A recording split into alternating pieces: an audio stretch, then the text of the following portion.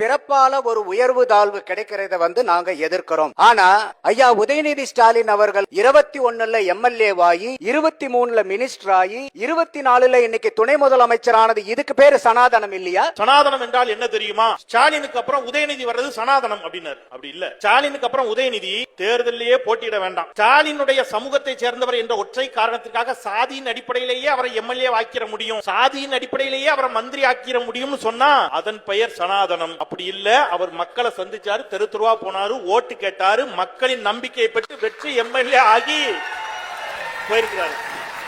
இந்த 60 ஆண்டு காலங்களிலே திராவிட இயக்கத்தில் யாரையாவது இந்த அறநிலையத்துறை அமைச்சராக பட்டியலத்தை போட்டிருந்தால் சொல்லுங்க. பட்டியல் சமூகத்தை சேர்ந்த அமைச்சராகவே இருந்தாலும் கூட கருவறைக்குள் செல்ல முடியாது, கருவறைக்குள்ள விட மாட்டாங்க. ஆனால் திராவிட முன்னேற்ற கழகம் பட்டியல் சமூகத்தை சேர்ந்தவர்கள் மட்டுமல்ல, பிற்படுத்தப்பட்டவராக இருந்தாலும் மிகவும் பிற்படுத்தப்பட்டவராக இருந்தாலும் அனைத்து சாதியினரும் அர்ச்சகர்கள் என்ற ஒன்றை கொண்டு வந்தது.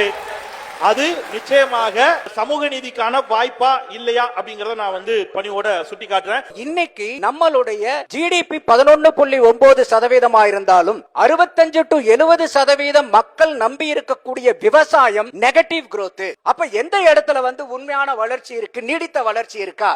பொருளாதார வளர்ச்சி பத்தி எல்லாம் பேசுறாங்க. வேளாண்மை துறையை பத்தி பேசுங்க. வேளாண் ஜிடிபி என்ன? Hindu, Indian Express, Times of India அனைத்து நாளேடுகளிலும் வந்த 2012 இருந்து 2021 வரையிலான அஇஅதிமுக ஆட்சி காலத்தை விட திமுகவினுடைய இந்த 4.5 ஆண்டு கால ஆட்சியில் வேளாண் துறையினுடைய ஜிடிபியும் உயர்ந்திருக்கிறது என்று ஒன்றிய அரசு கொடுத்த புள்ளி விவரத்தை அனைத்து பத்திரிகைகளும் கொடுத்திருக்கிறார்கள்.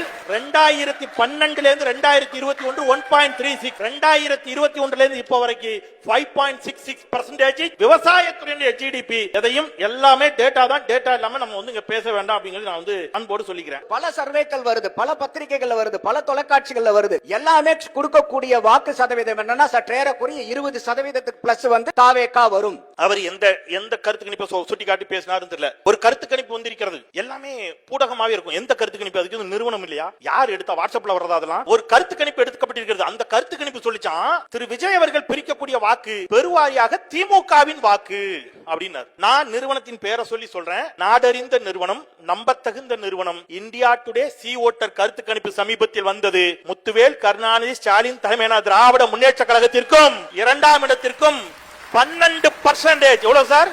12%. பொருளாதாரத்தை உயர்த்தி அப்படியே தூக்கி நிறுத்திட்டாருங்க. எப்படிங்க நிறுத்தினாரு? இப்ப பாருங்க, என்கிட்ட BMW வந்துருச்சு, என்கிட்ட மாட மாளிகை வந்துருச்சு, என்கிட்ட கூட கோபுரம் வந்துருச்சு. எப்படி தெரியுமா? நான் 10 லட்சம் ரூபாய் கடன் வச்சிருக்கேன். இந்த 10 லட்சம் ரூபாய் கடனை வாங்கி இதெல்லாம் வாங்கிட்டேன், அதனால நான் பொருளாதாரத்துல உயர்ந்துட்டேன். எப்படிப்பட்ட பொருளாதாரம் பாருங்க. செய்தியாளர்கள் அண்ணன் சீமானிடம் கேட்கிறார்கள். அவர் சொல்றாரு, அவர் சொன்ன பதில கேட்டு நான் உண்மையிலே ஸ்டன் ஆயிட்டேன். அப்படி ஒரு பதில யாரும் எதிர்பார்க்க முடியாது. நான் அப்புறம் ஜிஎஸ்டி வசூலிச்சிருவானா அப்படிங்கிறாரு. அவர் கேட்கிறாரு, அவர் சிரிக்கிறாரு. நெறியாளர், என்ன சிரிக்கிற?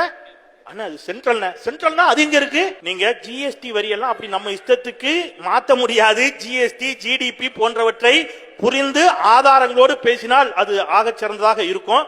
நாங்கள் தான் திருநங்கைங்கிற வார்த்தையே கொடுத்தோம். வார்த்தை கொடுத்தீங்க, ஏன் வாய்ப்பு கொடுக்க மாட்டீங்க? திருநங்கைகள் பேர் வச்சுட்டா போதுமா அப்படின்னு கேட்டீங்க. திருநங்கைகளுக்கு என்று நலவாரியத்தை தந்தவர் முத்தமிழர் டாக்டர் கலைஞர். நன்றியோடு நினைவுகிறோம்.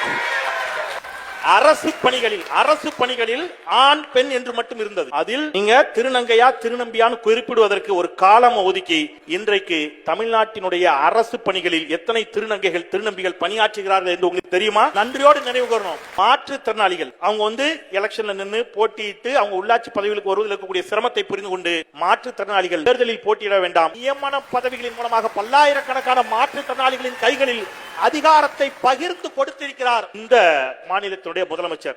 கட்சி ஆரம்பித்த முதல் கூட்டத்தில் அண்ணன் சீமான் அவர்கள் சொன்னார், இங்க இருக்கக்கூடிய திராவிட கட்சிகளோடும் இங்க இருக்கக்கூடிய தேசிய கட்சிகளோடும் ஒருபோதும் கூட்டணி இல்லை அப்படிங்கறத சொன்னார். சொன்னபடி நின்றார். இந்த தேதி வரை கூட்டணிக்கு தூது விட்டு கொண்டிருப்பவர் யாருங்கிறது ஊடகவியலாளராக உங்களுக்கு தெரியும். யானை சின்னத்தை விஜய் பயன்படுத்தினார். அதுக்கு பகுஜன் சமாஜ் கட்சி எதிர்ப்பு தெரிவிக்குது. அப்ப செய்தியாளர்கள் அண்ணன் சீமானிடம் கேட்கிறார்கள். அவர் சொல்றாரு, அவர் அந்த செய்தி அப்படியே வாசிக்கிறேன். இது குறித்து பேசிய நாத்தாக்காவினுடைய தலைமை ஒருங்கிணைப்பாளர் சீமான், யானை என்பது ஒரு கட்சிக்கு மட்டுமே சொந்தமானதா? தங்களை அடையாளப்படுத்திக் கொள்ள வேண்டும் என்பதற்காகவே விஜயை பற்றி பேசுகின்றனர். அவர் ஒரு புகழ்பெற்ற திரைக்கலைஞர் என்பதால் அவர் ஒரு கட்சி ஆரம்பிக்கும் போது என்னை போன்றவரிடம் கேள்வி கேட்கிறார்கள். நாங்கள் பதில் சொல்லுவோம். ஆமா சொல்லத்தான் செய்வோம். அவர் சொல்லல, விஜய் பதில் சொல்லல நீங்க கேட்க கூடாது. நாங்க சொல்லுவோம்னு சொன்னவர் இன்னைக்கு ஏன் விஜய் பேசலன்னு கேட்கிறாரு. அவரது கொள்கைகள் என்ன வேண்டுமானாலும் இருக்கட்டும். அவர் சொன்ன வார்த்தை வீடியோ இருக்கு. விஜயின் கொள்கைகள் என்ன வேண்டுமானாலும் இருக்கட்டும், 1000 தான் இருந்தாலும் விஜய் என் தம்பி, அவரை நான் எப்போதும் ஆதரிப்பேன். அடுத்த வரி தான் ட்விஸ்ட். அடுத்த வரி நீங்க மிரண்டுருவீங்க. விஜய் என்னை எதிர்த்து வேலை செய்தாலும் அவரை நான் ஆதரிப்பேன், அதில் எந்த பிரச்சனையும் கிடையாதுன்னு நான் சொன்ன அண்ணன் சீமா நடு ரோட்ல லாரியில் அடிபிடிச்சு அவைந்தார் விஜய. கூட்டணிக்கு வரலன்னு ஒண்ணு.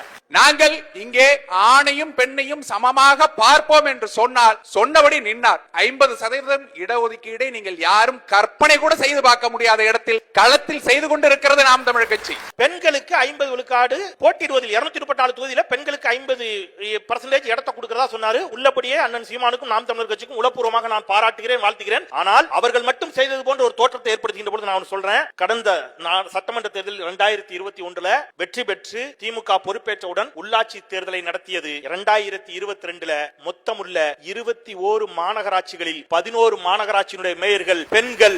50 விழுக்காடு பெண்களுக்கு உத்தரவாதப்படுத்தப்பட்டிருக்கிறது சட்டத்தின் துணை கொண்டு.